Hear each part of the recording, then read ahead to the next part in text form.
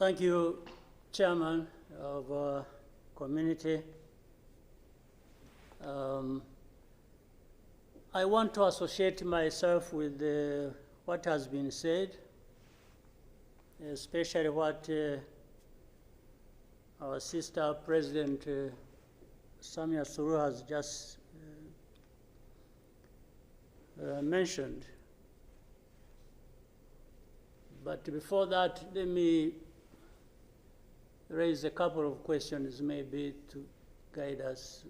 I don't know if that is possible. One,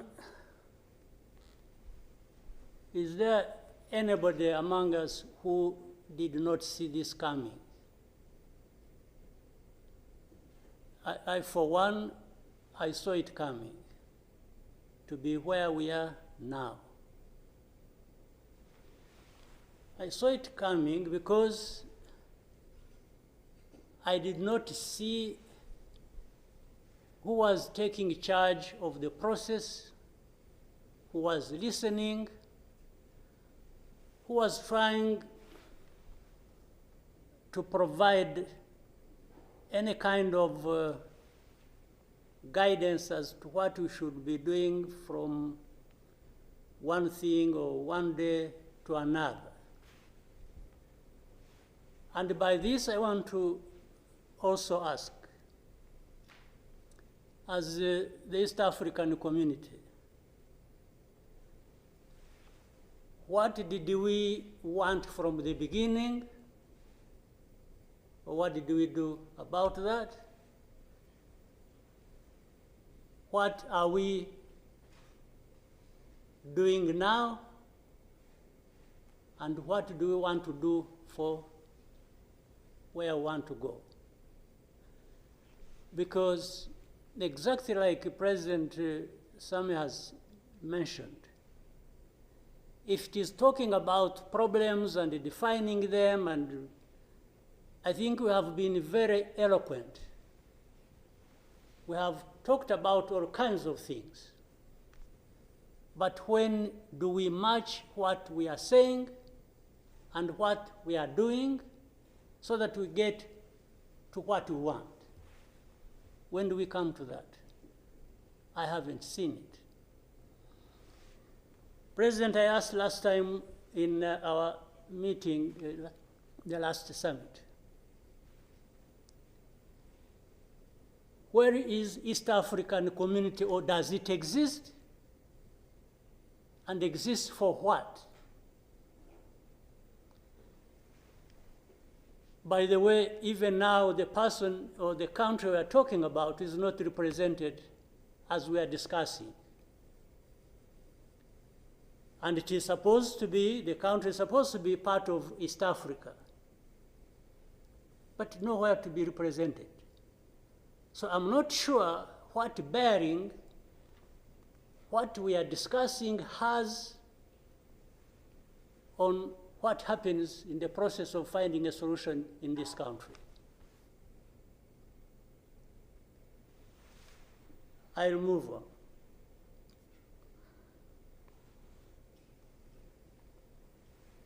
The conflict that was created from the time we had the East African community get involved in trying to help in Congo, and later on when the East African force was trying its best and we are seeing progress, Tshisekedi decided they are not doing what he wanted and went to SADC. SADC agreed they would come and do what he wanted and sent everybody packing. And that we complied and kept quiet. What really did we expect to come out of this? Now, worse still,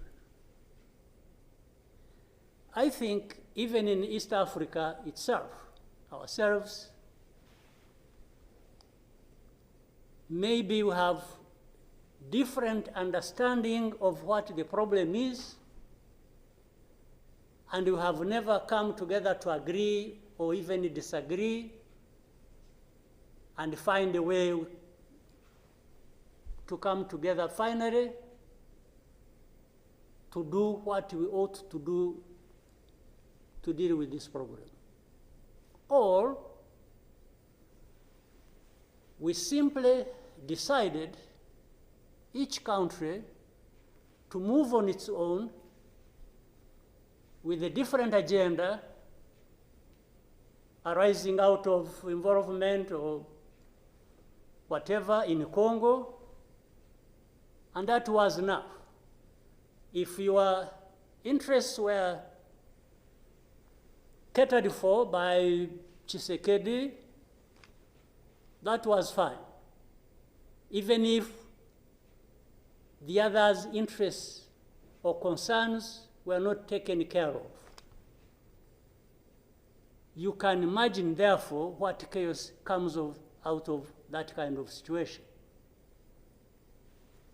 We are, on one hand, assuming or pretending we are coming together over an issue and trying to find a solution, while at the same time, each country is pulling in its own direction, different from the others. This is the fact of the matter.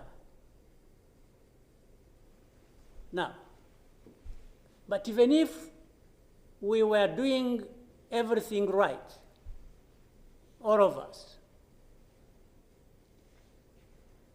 nothing is going to come out of it until those mainly concerned are also part of it and participating and contributing to the success of the process through which they are getting the support.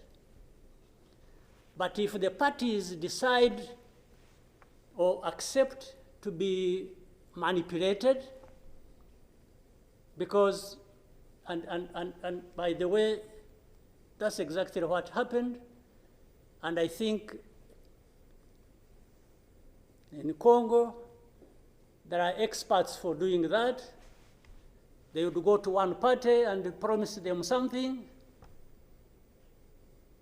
and then they would decide to keep quiet about what is obviously going to result into problems like we are seeing now. For the last 2 days, on Monday and today this morning, I spoke with the president of South Africa, who sought me out to speak with me on this matter because of their involvement in Eastern Congo. And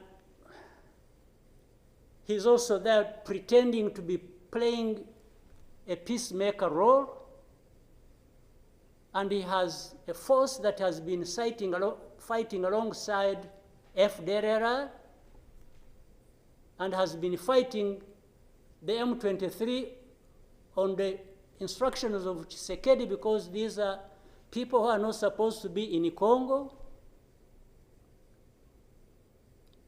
that these are from Rwanda, or the M23 are not Rwandans, please. These are Congolese, and one time he accepts it, then another time he says, no, part of it is yes, and then the other part is from Rwanda, and these are He keeps on going. And how do we, leaders of our own countries, accept this to go on forever and just accept that we shall be manipulated by Tshisekedi or whoever is supporting him? And South Africa dares even issue threats about what is likely to happen after that, and so on and so forth. Of course, we will see what threats they are talking about. Maybe they should have done that exactly for which they have been issuing threats. They should have done it to clean up the mess in Eastern Congo, or to fight back those who have been trying to clean up the mess. So then you have the whole international community just confused. They talked about Rwanda, they talked about the Nairobi process. Honestly, even here, maybe you will help me understand what all this means. The processes became an end in themselves. And the people leading these processes became more important than the results of the processes. The Nairobi process became a Uhuru process. Then the Rwanda process, it's like you can't say anything that will displease President Lorenzo. Definitely, this does not help deal with such a serious matters as we are faced with today. That in the end, just because they can't be addressed, we have such a situation that, like we have now. And if anybody, and above all, I don't understand how Tshisekedi keeps thinking that he will resolve the problems to do with rights of people militarily. Kill them, shoot them, bring in forces that are ready to help, like especially Burundi. Well, I don't know whether that has been helpful for the last few days or weeks. They have been doing that. So I want us to, Chairman, Your Excellencies, I want us, whatever we are saying and whatever we intend to do, we capture the context rightly and then proceed based on that, and maybe we can get somewhere. But otherwise, if we keep saying good things, saying that, and to each other being nice, and then each one fulfilling their own interests other than others' interests, the common interests we have as East Africans, then I don't see how we are going to contribute effectively to finding a solution. But really, to have even had East African community expelled from Eastern Congo, and everybody complied, and then there was quiet. It's as if it was normal, or that is okay. Everything dictated by the country or the person we are trying to help. I didn't understand that. And that's where we are now. That's how we are here, where we are. So let me maybe for now stop here. I would really want to hear advice of others, but I think it's not just a plaything. It's not, it's a serious matter, evidently, because it consumes people's lives. And the other day, 2-3 days ago, we lost people. There was a lot of sharing from Eastern Congo, from Goma, and killed a dozen people and injured hundreds. We will definitely take care of that. There's no question about it. Thank you, Mr. Chairman.